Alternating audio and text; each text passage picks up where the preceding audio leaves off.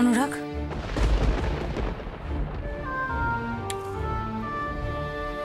বলো কি প্রয়োজন? সরি, আমি আমি তোমার খুব বেশি সময় নেব না অনুরাগ। আমি জানি তুমি ব্যস্ত। আসলে কথাটা যখন তোমাকেই বলবো, তাই আমাকে বাধ্য হয়ে এই ঘরে ঢুকতে হলো।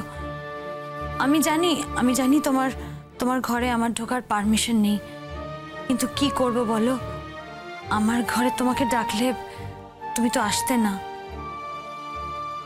মেঘলা, তুমি তো খুব ভালো করে জানো আমি সোজা কথা সোজাভাবে বলতে আর শুনতে দুটোই পছন্দ করি। তাই যা বলার আছে স্পষ্ট করে বলে ফেলো। এমনিতেও আমার হাতে খুব একটা সময় নেই, দেখতেই পাচ্ছ রেডি হয়ে গেছি, বেরোতে হবে। আমি জানি অনুরাগ, এখন তোমার হসপিটালে যাওয়ার সময়। আমি তো তোমাকে বললামই আমি খুব বেশি সময় নেব না।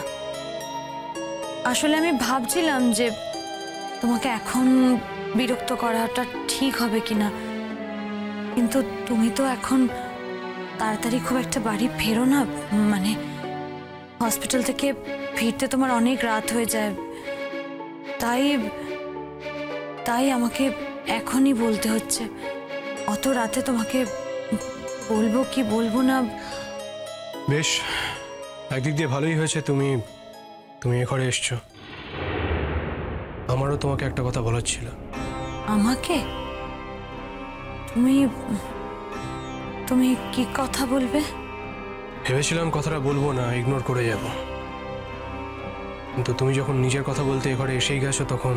বেশ, তো ঠিক আছে, তুমি কি বলবে আগে বলো, কারণ আমি যা বলবো সেটার পরে হয়তো তোমার আর অন্য কোনো কথা বলতে ইচ্ছেই করবে না।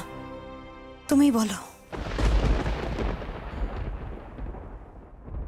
তুমি শেষ পর্যন্ত টুয়াকে পাঠিয়েছিলে তোমার হয়ে কথা বলতে?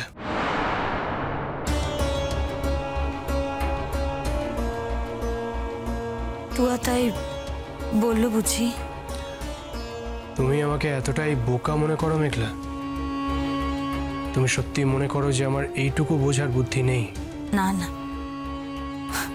তোমার বুদ্ধি নেই সেটা আমি কেন ভেবে নেব অনুরাগ? আর সেটা আমি ভাবতে যাবই বা কেন? তবে তোমার বুদ্ধিতে যদি মনে হয় যে আমি টুয়ার কাছে নিজের হয়ে বলতে গেছি, এখানে থাকবো বলে অ্যাপিল করতে গেছি,